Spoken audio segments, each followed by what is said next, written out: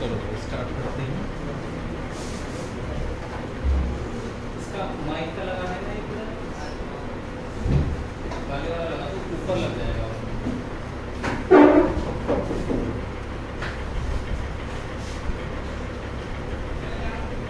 ऊपर अरे इसमें जो काला सा लगा हुआ है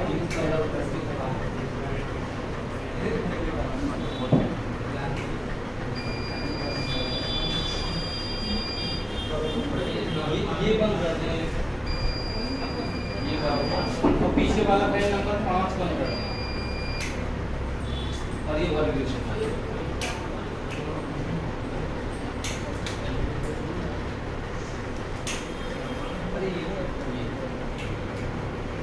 नीचे वाले ये बीच वाले में सेकंड है ये। अरे वो चला दे, वो बंद कर दे पीछे वाला। 5 और 4 में कोई सा है और जो अभी चल गया चल ले चल रहा है। चलो भाई, आपका टॉपिक चल रहा था, क्या था? Galilean transformation. तो ट्रांसफॉर्म कर दिया था। ट्रांसफॉर्म का मतलब क्या है?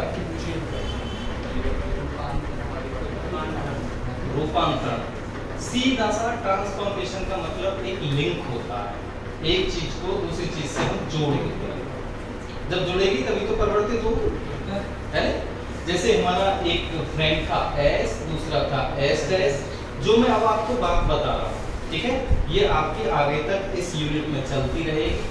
इसमें क्या था, मैंने आपको पहले क्या बताया था? इसमें सबसे पहले सबसे पहले बताया मैंने आपको फ्रेम ऑफ रेफरेंस, ठीक है? यानी कि निर्देश तंत्र। क्या होता है फ्रेम ऑफ रेफरेंस?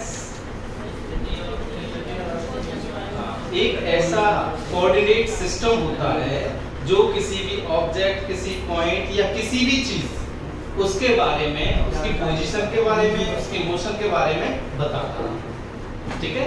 वही आपका कोऑर्डिनेट सिस्टम रेफरेंस फ्रेम कहलाता है।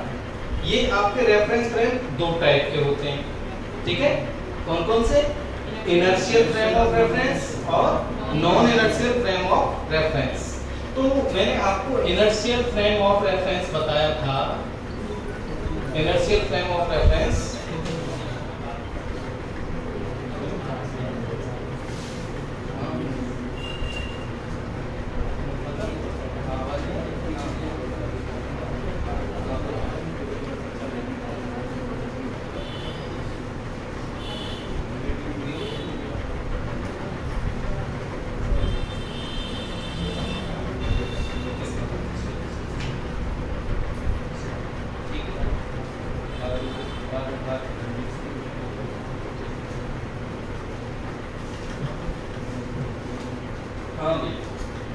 inertial frame of reference, ये। अब इसमें क्या है, देखो लिंक करता जा रहा हूं तो आप भूलें ना इसको। ये कौन से फ्रेम होती हैं? आप इनर्शिया को ही ले लीजिए, ठीक है? न्यूटन का फर्स्ट लॉ आपका लॉ ऑफ इनर्शिया होता, तो वहीं से आप कह देंगे कि इनर्शियल फ्रेम ऑफ रेफरेंस वो है जो न्यूटन के फर्स्ट एंड सेकंड लॉ को फॉलो करते हैं, इनसे एग्री होते हैं। आपका फर्स्ट होता है लॉ ऑफ इनर्शिया, और जो सेकंड है, सेकंड लॉ ही स्पेशल केस में फर्स्ट लॉ बन जाता है, ठीक है? कैसे? वो ये है कि आप किसी ऑब्जेक्ट पर कोई फोर्स ना लगाएं, ये बन गई इसमें कंडीशन, ठीक है? ये शर्त लग गई कि कोई फोर्स नहीं लग रहा है तो V इज इक्वल कांस्टेंट। यही तो आता था, मैंने बताया था कि सेकंड लॉ है F is equal dp over dt, यानी कि m dv ओवर dt। अगर आपने फोर्स नहीं लगाया तो जी, तो ये आ जाएगा m dv over dt is equal 0, यानी dv इक्वल टू 0, यानी v इज इक्वल, अरे भैया बोलो, ठीक है? 0 पर ज्यादा जाता है माइंड, सबको जीरो बना तो झंझट ही खत्म हो रहा है। क्यों? ध्यान दीजिए, आपका v आ गया कांस्टेंट, तो v कांस्टेंट आया, इसका मतलब क्या हुआ? सीधा सा इसका मतलब फर्स्ट लॉ, न्यूटन का फर्स्ट लॉ। न्यूटन का फर्स्ट लॉ यही तो कहता है कि v आपका कैसा रहता है? कांस्टेंट का मतलब जीरो है तो जीरो ही, जिस जो भी वेलोसिटी है वो ही, जीरो है तो रेस्ट हो गया तो रेस्ट ही रहेगा, ठीक है। और या कुछ क्वांटिटी उसकी दी है, कुछ मात्रा दी है, तो जितनी भी वेलोसिटी चल रहा वो रहेगी, फिक्स रहेगी। तो सेकंड लॉ बन गया ना फर्स्ट लॉ। तो सेकंड लॉ फर्स्ट लॉ लगभग एक ही चीज है, समझ में आई बात? तो जब ये दोनों एक ही चीज हैं तो जो इनर्शियल फ्रेम है वो पहले दो लॉ को फॉलो करता है। जनरली ये कह देते हैं कि सब ऐसा फ्रेम जो न्यूटन के नियमों का पालन करते हैं, तो उसमें क्वेश्चन उठ जाता है क्या थर्ड लॉ को भी फॉलो करता है? नहीं, ठीक है। तो हमने और इसको फाइन कर दिया। जनरली बुकों में ये लिखा होता है कि न्यूटन के नियमों का जो पालन करते हैं वो आपके इनर्शियल, जो पालन नहीं करते हैं वो आपके नॉन इनर्शियल। तो हमने थोड़ा सा उसको फाइन किया है कि आपके फर्स्ट और सेकंड को ही फॉलो करेगा, ठीक है बच्चों। तो ये आपका इनर्शियल फ्रेम। जब v कांस्टेंट तो a, क्योंकि a होता क्या है? Change in velocity. तो वेलोसिटी में तो चेंज हो ही नहीं रहा, तो a होगा ही नहीं। होगा तो क्या होगा? जीरो होगा। अरे ये क्या होगा? हाँ एक्सेलरेशन होता है, ठीक है समझ गया मैं भी, एक्सेलरेशन होता है। तुम्हें पता था ये एक्सेलरेशन होता है? अच्छा चलो, ये और भी तो कुछ हो सकता है, तो आंसर ये दे देना था। ये क्या है? एक्सेलरेशन है, ठीक है, लेकिन इसका वो बताना था ना कि चेंज इन वेलोसिटी, ठीक है, वो है, ठीक है। ये और भी तो कुछ हो सकता है, ये कांस्टेंट भी ले सकते हैं, ये कुछ भी ले सकते हैं, हाँ यहाँ की एक्सेलरेशन। तो ये आपका चेंज इन वेलोसिटी, अब v constant that is velocity में चेंज नहीं है, अगर है तो जीरो, अगर है तो जीरो है। तो चेंज इन वेलोसिटी आपका a जीरो हो गया नहीं हो गया, ये बताओ मुझे, a जीरो हो गया। अच्छा, तो ये दोनों कंडीशन किसकी हो गई? Inertial frame of reference. Question बने यहाँ से 3 या 4। एक तो ये हुआ इनर्शियल फ्रेम ऑफ रेफरेंस किसको फॉलो करता है? फर्स्ट लॉ को, सेकंड लॉ को। इसमें b कैसा रहता है? कांस्टेंट रहता है। a कैसा रहता है? जीरो। कैसा फ्रेम है? अनएक्सेलरेटेड, एक्सेलरेशन नहीं। कैसा हो गया? अनएक्सेलरेटेड। क्वेश्चन क्लियर है? ये 4-5 क्वेश्चन है, एक क्वेश्चन के आने की संभावना है 95%। अच्छा जी, अब इसके बाद आया नॉन इनर्शियल। देखिए non inertial frame of reference. इसमें क्या है? ये आपका इसका अपोजिट है। कहने का मीन ये है कि ये इन लॉ को फॉलो नहीं करता। जब इन लॉ को फॉलो नहीं करता है तो ए कुछ आएगा, ठीक है। जब ए कुछ आया तो कैसा फ्रेम हो गया? Accelerated frame. एक्सेलरेटेड क्वेश्चन बनता है, समझ रहे हैं? क्वेश्चन आपका बन गया, ठीक है। ए हो गया आपका एक्सेलरेटेड। अब v कैसा रहेगा इसमें? चेंजेबल। चेंजेबल रहेगा ना, कांस्टेंट नहीं रहेगा।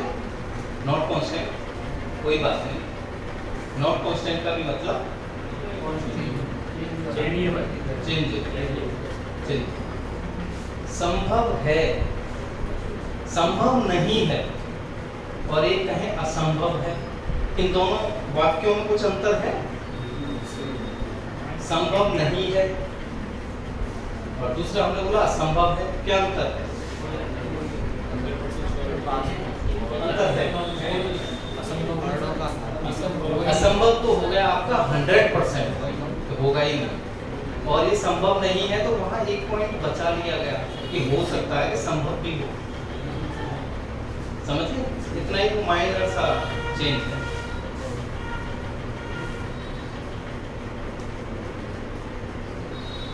अच्छा जी,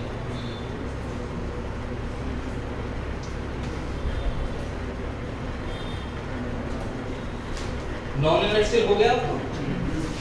अब आता है इसमें अर्थ, बहुत बात पूछा गया है, अर्थ आपका इनर्शियल या नॉन इनर्शियल। आप बताइए अर्थ में, अर्थ जो है पृथ्वी, ये आपका इनर्शियल होगा नॉन इनर्शियल होगा? अर्थ में एक्सीलरेशन है क्या?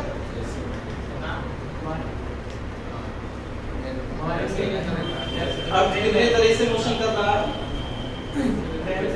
दो तरह से, रोटेशन। अच्छा यहाँ एक चीज और आप मेंशन कर लेना, मुझे ध्यान आया, ये आपका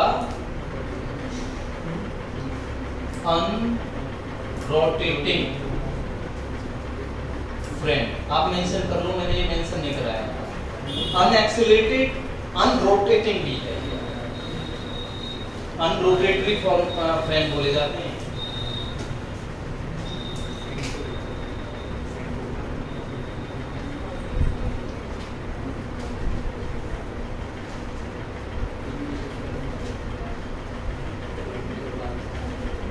अच्छा एक बात बताओ, इसमें रोटेशन नहीं, यही मतलब हुआ ना इसका, घूर्णन नहीं।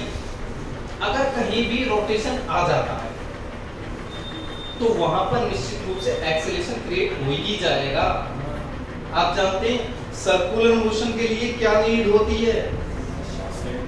सेंट्रीपिटल फोर्स, ठीक है। और सेंट्रीपिटल फोर्स, जहां फोर्स होगा वहां एक्सीलरेशन होगा, क्योंकि F इक्वल ma।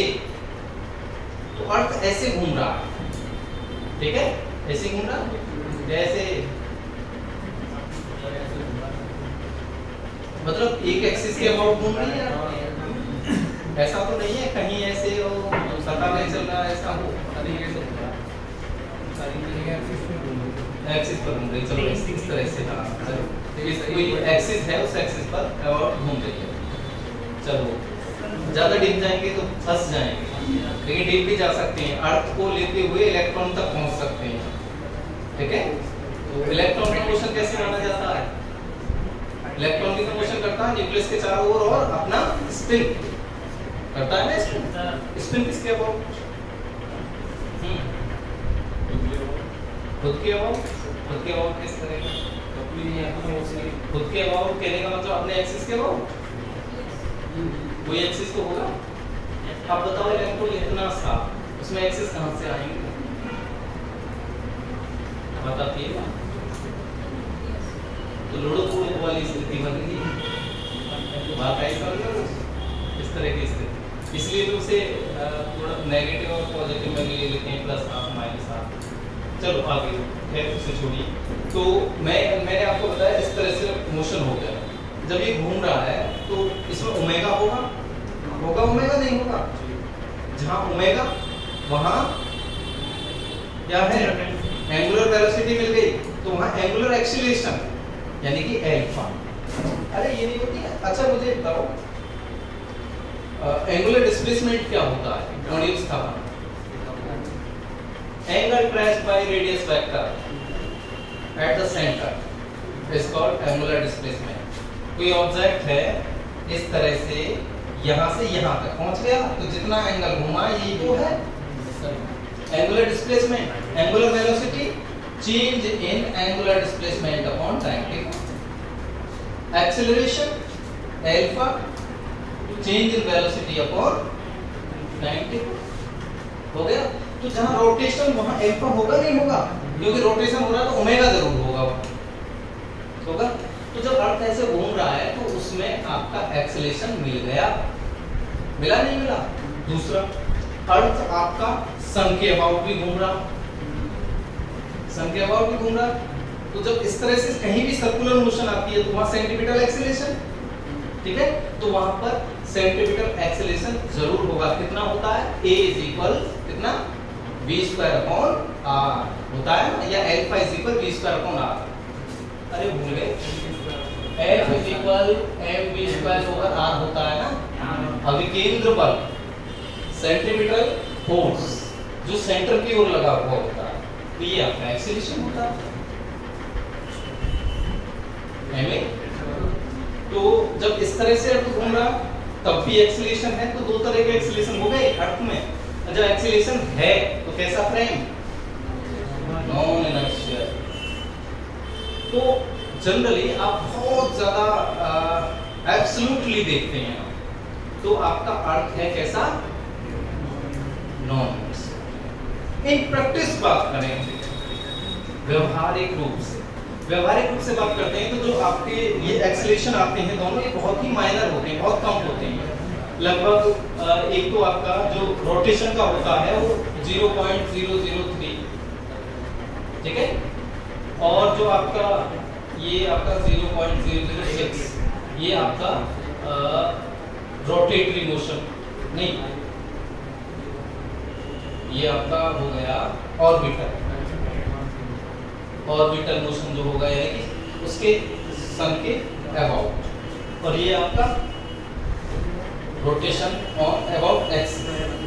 ये बहुत ही कम है क्वांटिटी, इतनी कम है कि इतने बड़े चीजों में इनको नेग्लेक्ट कर सकते हैं। जब ये नेग्लेक्ट हो जाएंगे तो कैसा बन जाएगा, जब आपका ये नेग्लेक्ट कर दिया इसका मतलब एक्सेलरेशन नहीं, जब एक्सेलरेशन नहीं तो कैसा फ्रेम, इनर्शियल। तो आप एक्यूरेटली आप बताएंगे तो अर्थ इज इनर्शियल है, बट इन प्रैक्टिस व्यवहार में कैसा है, तो नॉन इनर्शियल ही माना जाता है। लेकिन इस क्वेश्चन को ये जरूर आता है भाई, और इस पर बहुत कंफ्यूज होते हैं बच्चे, ये इनर्शियल कहीं इनर्शियल लिखा है कहीं नॉन इनर्शियल लिखा है, गलतियां बहुत मिलेंगी। आंसर की आपकी दो बार जरूर आएगी, और फिजिक्स में 4-5 क्वेश्चन दोबारा में उनका आंसर सही करके आएगा, यानी कि दो ऑप्शन एक जैसे लगेंगे तो वो भी कंफ्यूज रहते हैं। आंसर, हाँ ये बात सही है, आंसर ये लिखना है।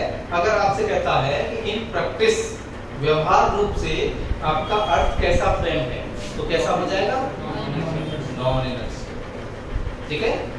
तो नहीं, व्यवहारिक रूप से आपका, व्यवहारिक रूप से आप, हाँ ठीक है, व्यवहारिक रूप से आप इसको एक्सेलरेशन को क्या मान लेंगे, 0 नेग्लेक्ट कर लेंगे, बात समझ गए।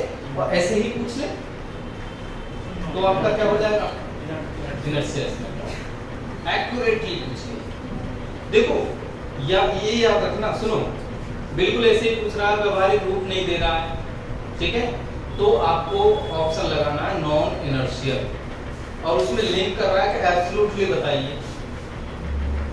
समझ गए। एब्सोल्युटली क्या होगा, इतना थोड़ा ही सही, इतना है तो सही, बात आई समझ में नहीं है, तो जब है तो नॉन इनर्शियल हो जाएगा। एक तो सुनो भाई, व्यवहारिक रूप से कहे, एक प्रैक्टिस कहे, या कुछ भी नहीं कह रहा तो नॉन इनर्शियल। एब्सोल्युटली, ठीक है, परम रूप से अगर पूछता है कि एक्यूरेटली बताइए तो आप इसे कंसीडर कर लेंगे, और जब कंसीडर कर दिया तो एक्सेलरेशन आपका है, एक्सेलरेशन है तो, अरे यार क्या होगा, सुनो, एक्सेलरेशन अगर होता है तो नॉन इनर्शियल होता है, एक्सेलरेशन होता है नॉन इनर्शियल होता है, अगर एक्सेलरेशन नहीं है तो आपका इनर्शियल। तो व्यापक रूप से तो हम क्या कर सकते हैं, प्रैक्टिस में इसको छोड़ सकते हैं, अगर प्रैक्टिस में हमने इसको छोड़ दिया, नेग्लेक्ट कर दिया तो इनर्शिया हो जाएगा, ठीक। अगर प्रैक्टिस इन प्रैक्टिस कहता है तो आपका इनर्शियल, ठीक है, और ऐसे ही पूछता है तो नॉन इनर्शियल, क्लियर। अब कर लेना भाई, कभी उल्टा लिख लिया ठीक है, ऐसा ही रहेगा। देखो कंफ्यूजन इतना होने वाला है, कई बार दिमाग आप इधर उधर करके तब जाके आप उसको फाइंड करेंगे। मैं तो कई बार इस चीजों को बता चुका हूँ, तब इधर उधर हो जाती है चीजें। खैर बहुत सारी चीजें हैं तो उनको अलग अलग रखना बड़ा मुश्किल हो जाता है, आपके लिए अभी इतनी नहीं। चलिए भाई, ये चीजें क्लियर हो गई आपकी, और आगे चलते हैं। अब इसके बाद इनवेरिएंट बताया, अच्छा ठीक है,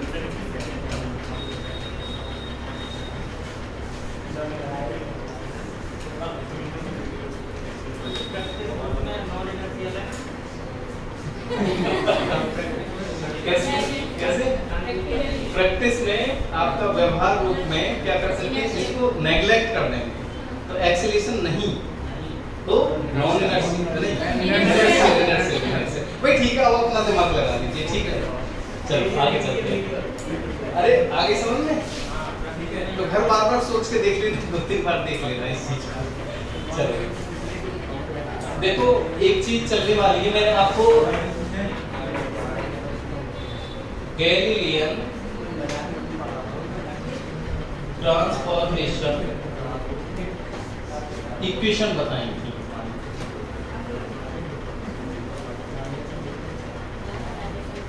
ठीक है, अब देखिए इसमें मैंने क्या बनाया था, ये चीज आगे चलती रहेगी। बस मैं थोड़ा सा लिंक कर देता हूं भाई, क्योंकि ये अपलोड भी हो जाएगा। ध्यान से समझ लीजिए, बस घर जाके एक बार रिवाइज कर लो डेली का डेली, दिक्कत नहीं आने वाली। इसमें आएंगे 45 से भी ज्यादा मार्क्स, अगर ऐसे जैसे मैं चला रहा हूँ ऐसे चलते रहे, प्रैक्टिस करते रहे, गारंटेड। इसी तरह से, और 45 से ज्यादा काफी होते हैं, यानी कि 2-4 क्वेश्चन ही गलत हो पाएंगे, नहीं होंगे ही। बस ऐसे कंफ्यूज मत हो जाना, आपकी डेली प्रैक्टिस है या प्रैक्टिस, वो अपने माइंड से तैयार कर लेना आप लोग। जी क्या था ये, एस, ये S dash, Y dash, O dash, O X, यहाँ चलो एक्स डैश, जेड डैश, ऐसे ही था। एफ डैश बनाइए, एक्स बनाइए, एफ एफ डैश आ गई, अरे एस एस एस, अच्छा चलो इसे तो कहीं भी कर लो, इधर ही चल रहा है सारा। ये देखिए X Y Z T, X dash Y dash Z dash T dash. हाँ वो रहेगी, पर फिलहाल शुरू में तो ले लेंगे ना। अच्छा ये चल रहा है v वेलोसिटी से, इसके रेस्पेक्ट s के, s डैश तो चल रहा है, frame s dash is moving with velocity, with uniform या with constant velocity v with respect to frame s। बात आ गई समझ? ये चीज आपको याद रखनी है पूरी यूनिट में कि 2 फ्रेम हैं, दोनों फ्रेमों में s फ्रेम आपका फिक्स है, स्थिर है, और s डैश s फ्रेम के रेस्पेक्ट में कांस्टेंट वेलोसिटी v से आगे बढ़ रहा है, x एक्सिस डायरेक्शन में, ये माना। लेकिन पूरा फ्रेम भी चल रहा है, अर्थ पे तो रखे हुए हैं, अर्थ चल रही है तो सारा सिस्टम चल रहा होगा, ये चल रहा है। यहां तक थी बात। स्टार्टिंग में हम ये मान लेते हैं o और o डैश क्या है, कोइंसाइड कर रहे हैं एक दूसरे के ऊपर। t टाइम में ये आपका यहां पहुंच गया, तो t टाइम में कितना इसने डिस्टेंस कवर किया होगा, vt। यहां से यहां तक का डिस्टेंस कितना होगा बच्चों, x। यहां से यहां तक का डिस्टेंस x डैश। ये हो गया। तो फ्रॉम द फिगर हमने लिखा था, क्या लिखा था, फ्रॉम द फिगर बताओ भाई, x इज इक्वल क्या आएगा, vt प्लस x डैश या x डैश प्लस vt। अगर एक ही डायरेक्शन में चल रहा है तो y is equal z is equal t is equal t dash. ये क्या था आपका गैलीलियन ट्रांसफॉर्मेशन इक्वेशन, याद रहेगी। अच्छा अब यहीं से मैंने एक क्वेश्चन आपको यहाँ बताया नहीं था, याद नहीं रहा, पोजीशन कैसी रहती है गैलीलियन ट्रांसफॉर्मेशन में, इनवेरिएंट नॉन इनवेरिएंट, चेंज हो रही है, नॉन इनवेरिएंट। ये वेरिएंट वर्ड यूज नहीं करते हैं, या तो आप इनवेरिएंट करोगे या फिर इनवेरिएंट का मतलब ये तो नॉन इनवेरिएंट हो गया, तो इसमें नॉट इनवेरिएंट कहेंगे, यानी कि इनवेरिएंट नहीं है, ये आपका इनवेरिएंट नहीं है, नॉट इनवेरिएंट। हालांकि वो वर्ड अपोजिट ही है, इनवेरिएंट का मतलब वो चीज कांस्टेंट है, ये आपका चेंज हो रहा है तो नॉट इनवेरिएंट। निश्चल नहीं है, चेंज हो रहा है। भाई निश्चल कब होता है, तो x इक्वल x डैश हो जाता, तो कैसा होता, इनवेरिएंट। ऐसे ही इसमें वेलोसिटी भी आपकी क्या आई थी, वेलोसिटी भी नॉट इनवेरिएंट। आगे एक्सीलरेशन क्या आया था? इनवेरिएंट, क्योंकि वो इक्वल था, फिक्स था। तो यहां से देखिए ये आ गया और इसका रेसिप्रोकल लिखें तो x dash is equal x minus vt। अब ऐसे ही v हमने एक एक्सिस में माना था, मान लीजिए v आपका क्या लिख सकते हैं? v को vxi vyj vz, ठीक है। तो बच्चों ये क्या हो जाएंगे? y dash is equal y minus ये x vyt, z dash is equal z vzt और t is equal t dash. ये क्या बोल दी जाती है? Galilean transformation equation. लिंक हो गए एक दूसरे से। अगर इनका आप डिफरेंशिएशन कर दें, किया था हमने डिफरेंशिएशन, तो ये आपका एक का करके बता रहा हूं मैं, dx dash over dt dx over dt minus bx आपका कांस्टेंट है t का 1। तो ये इसको कह दीजिए u डैश, ये आपका u माइनस bx, यानी कि u is equal u dash plus velocity change हो रही है या इक्वल आ रही है दोनों फ्रेमों से? भाई अच्छा u डैश था आपका s डैश फ्रेम में जो आदमी बैठा था उसने जो ऑब्जर्व किया, और आपका u क्या है? जो s फ्रेम में बैठा हुआ आदमी है उसे आपकी u लगी है, उसे u डैश। तो दोनों से अगर हमें सेम चीज लगती तो क्या होता? इनवेरिएंट। यहाँ इनवेरिएंट नहीं है, निश्चल नहीं है। तो वेलोसिटी कैसी रहती है? Velocity is not invariant under Galilean transformation, ठीक है।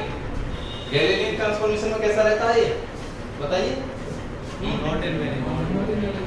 नॉट इनवेरिएंट, कंफ्यूजन मत होना, ठीक है। वेरिएंट ना बोल सकते तो वेरिएंट नहीं, अगर बाई चांस आ जाए तो बोल सकते हैं। लेकिन क्वेश्चन यही पूछा जाता है जनरली कि ये इनवेरिएंट है या नहीं। ऑप्शन जो होंगे उस हिसाब से, मतलब मीन तो आप समझ पा रहे हैं, बोल सकते हैं। और इसको क्या बोल देते हैं? अच्छा, इसको बेसिकली मैंने लिख दिया है, और जनरली क्या लिखें इसको? u is equal u dash plus v। ऐसे ही आपका y का आ जाएगा, ऐसे z का आ जाएगा। ये क्या बोली जाती है?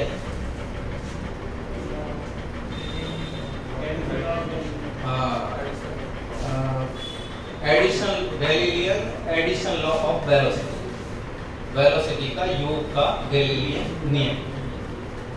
जुड़ रही है ना वेलोसिटी, ठीक है। इसके बाद मैंने क्या बताया था?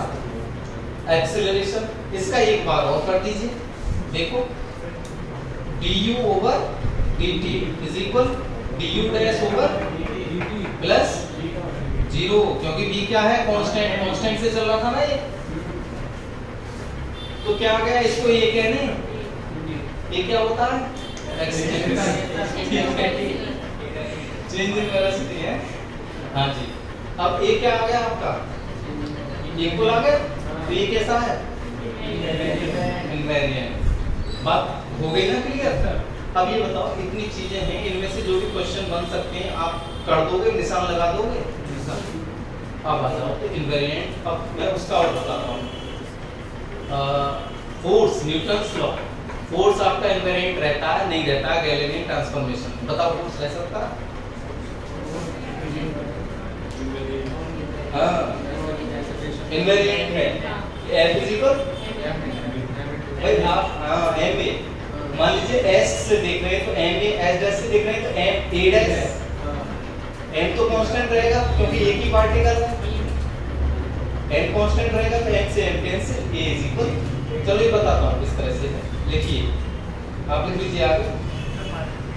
हाँ 5 मिनट है क्या करो? हाँ इसी में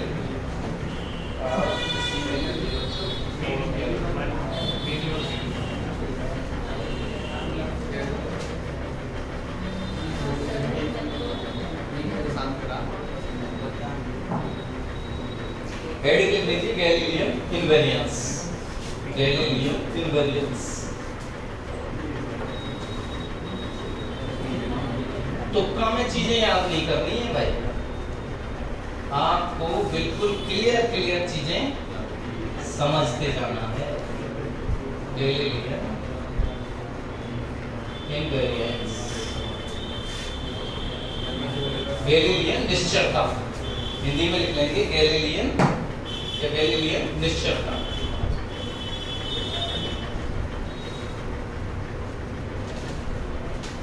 निश्चलता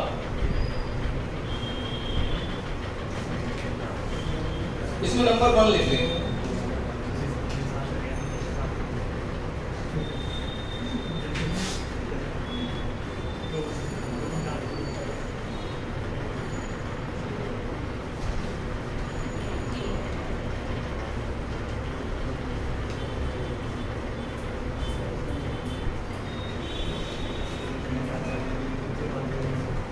लिखें Newton's law of motion.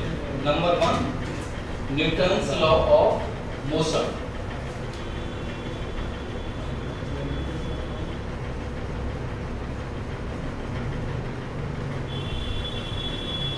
Newton का गति का नियम।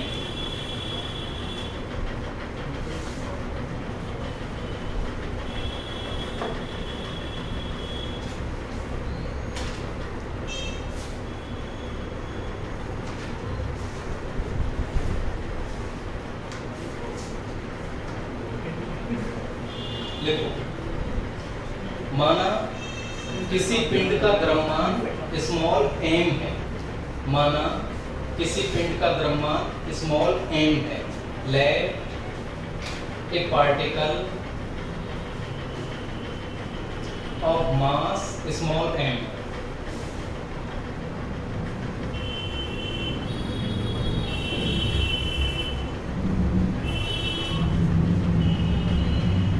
जिसका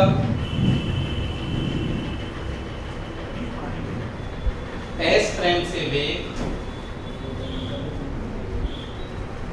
v s प्राइम से वेग u और s डैश प्राइम से वेग u डैश, जिसका s प्राइम से वेग u और s डैश प्राइम से वेग u डैश प्रतीत होता है।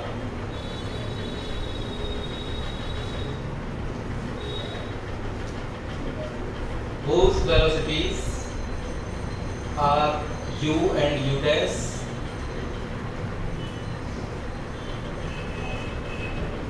from the frame S, from the frame u from the frame S and S dash.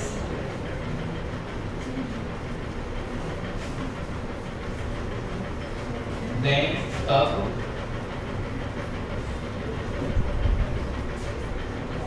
from the Newton's second law for frame S, F is equal क्या आएगा भाई 3m du over dt, ऐसे कह सकते हैं। F इक्वल m में होता है, वही तो है। कितना हो जाएगा ये m a, equation number 1 for frame S dash. S dash में हमने मान लिया, एक कम करते हैं, f मान के f ही ले लो इसे और इसको ले लीजिए f डैश, थोड़ा सा वही कॉन्सेप्ट हो जाएगा आपका। इसको क्या लिख सकते हैं m d u dash over dt, ठीक है, is equal m a dash, equation number 2।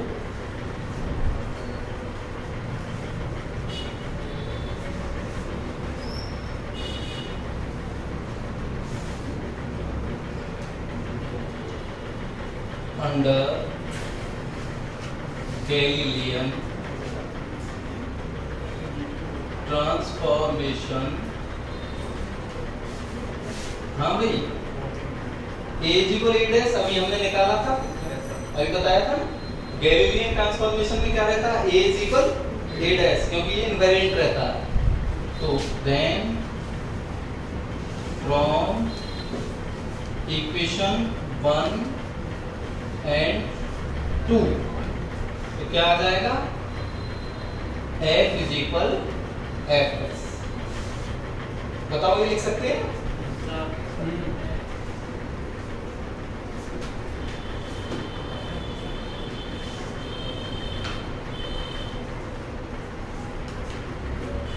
तो ये कैसा आया, फोर्स इनवेरिएंट, चेंज नहीं हो रहा है, इक्वल आ गया।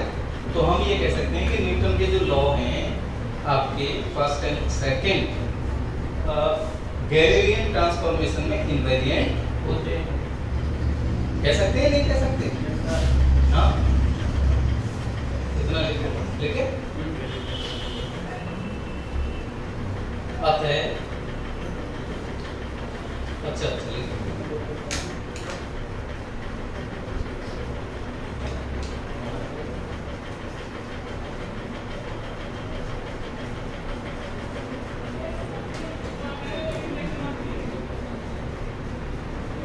है गैलीलियन रूपांतरण के अंतर्गत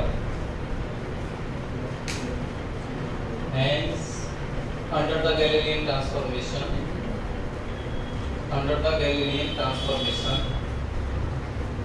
रूपांतरण के अंतर्गत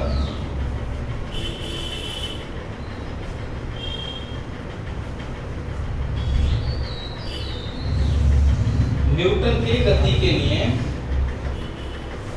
निश्चल होते हैं। न्यूटन के गति के नियम निश्चल होते हैं under the Galilean transformation, Newton's law of motion be invariant.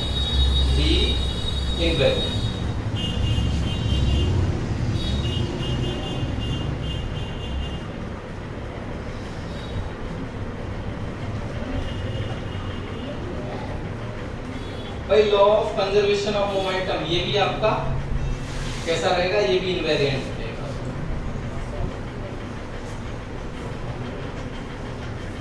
इसे भी कर लें। आज सही है, आज ऐसा बोरिंग सा नहीं दिख रहा है आपका, ठीक है? आप आज सही है, ऐसे ही रहना।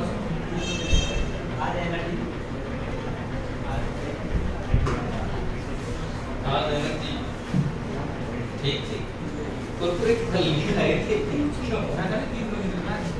हाँ वो भी है, आपका जो रिदम बन जाएगा डेली, ठीक है? एक साथ नोट था। देखिए law of conservation of momentum,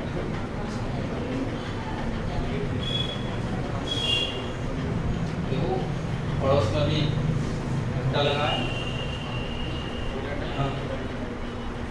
हाँ इसे स्कूल में क्यों रखते थे? स्कूल किसी के लिए लाते हैं या नहीं?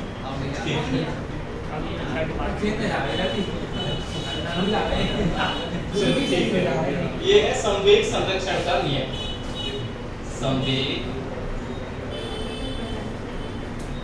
संरक्षण का नियम।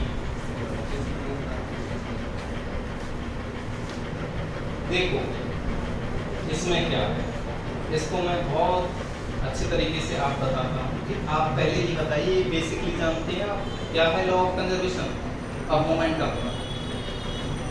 Total linear momentum before collision is equal to total linear momentum after collision. टकराने से पहले का कुल संवेग बराबर होता है टकराने के बाद के कुल संवेग। तो पहले का मान लीजिए आपका P1 है, बाद में हो गया आपका P2 और ये दोनों हो गए बराबर। तो मोमेंटम कैसा रहा आपका? Constant.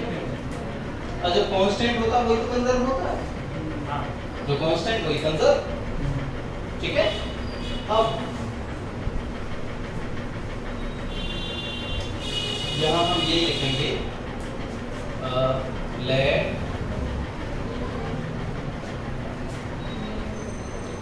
Two bodies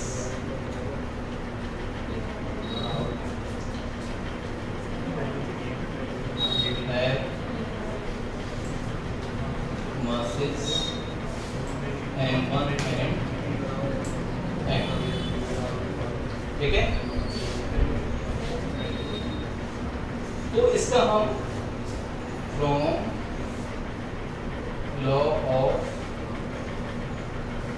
conservation of momentum, ठीक है बच्चों, ये आप लिखेंगे P1 प्लस P2, यहाँ लिख दीजिए before collision is equal P1 plus P2, ये आपका आफ्टर कोलिजन। ये बताओ, ये बात आ गई सर? यही तो होता है, अरे होता है।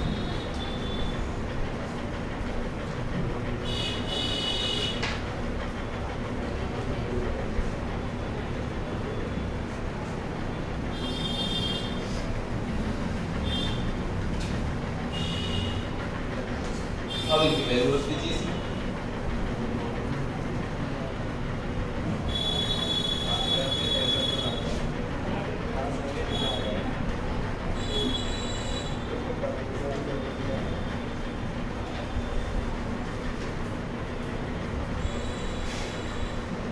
कर सकते हैं इसे। देखो पहले हम पहले से करते आ रहे हैं, इसको लिख रहा हूं, पहले इधर देख लीजिए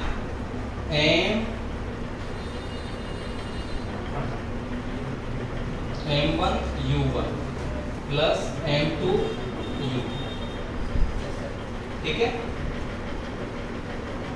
अब is equal m1 v1 plus m2 v2, ऐसे होता था। ये टकराने से पहले वैल्यू से दी थी, ये टकराने के बाद। अब एक इक्वेशन इससे बना,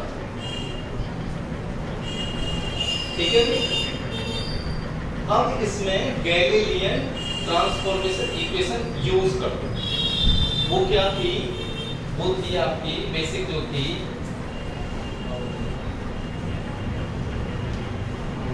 गैलीलियन, इसकी इक्वेशन थी u is equal u dash plus v S, x में लेंगे तो एक डायरेक्शन में आ जाएगा, इस तरह से था। और देखना ये प्लस ही तो आ रहा था, और u डैश क्या हो जाएगा?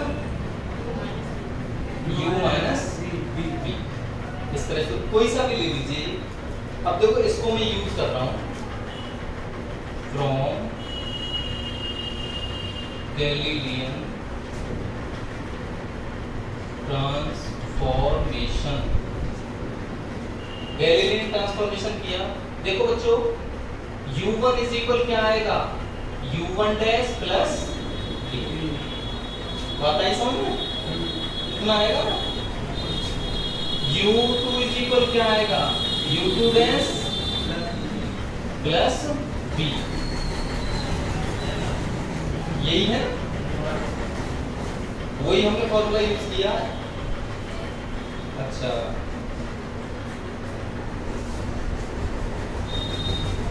ठीक है। और बच्चों v1 क्या आएगा बताओ? v1 dash plus v। अरे गैलीलियन ट्रांसफॉर्मेशन इक्वेशन को यूज कर रहे हैं, वेलोसिटी क्या हो जाएगी? रिलेशन हम निकालें s और s डैश प्राइम के लिए चारों वेलोसिटी का, तो ऐसे नहीं लिख सकते, चारों वेलोसिटी चेंज होती है भाई, ये फॉर्मूला है। और v2 क्या होगी बच्चों? v2 डैश प्लस v, हो जाएगी नहीं हो जाएगी? इसको इस तरह रख दीजिए।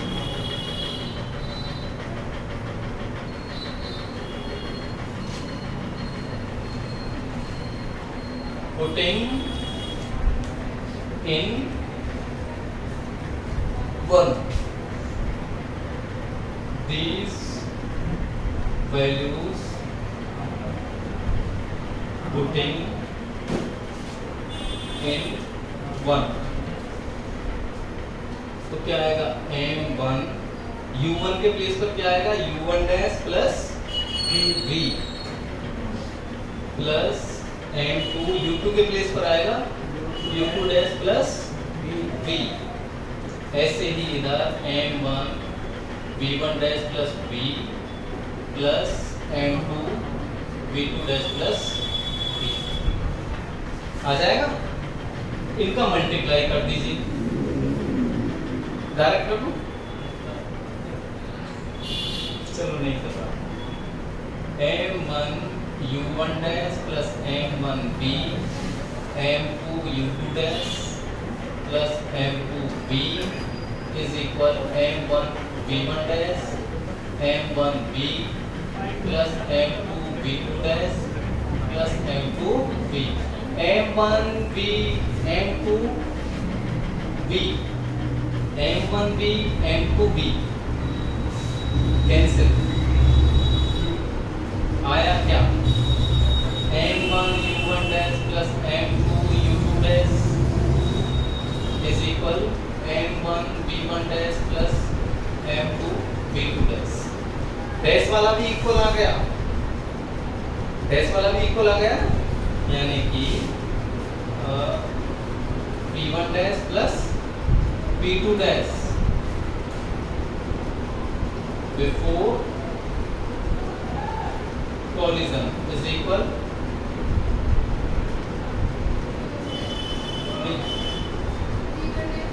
हाँ ये भी p1 dash plus p2 dash ये है आफ्टर कॉलिजन। तो डैश वाले भी क्या आ गए इक्वल, तो हम यहां से कह सकते हैं इक्वल आ रहे हैं ना, कि आप बदला थोड़ी कुछ, जैसे यहां था ऐसे ही यहां, जैसे एस फ्रेम में था विदाउट डैश वाला ऐसे ही डैश में है। कहने का मीनिंग हो गया ये आपका कैसा रहता है इनवेरिएंट। तो मोमेंटम भी at the गैलेलियन transformation invariant.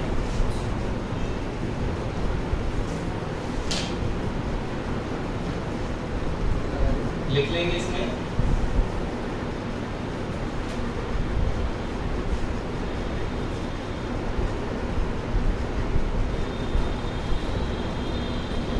Galilean रूपांतरण के अंतर्गत under the Galilean transformation, Galilean रूपांतरण के अंतर्गत under the Galilean transformation comma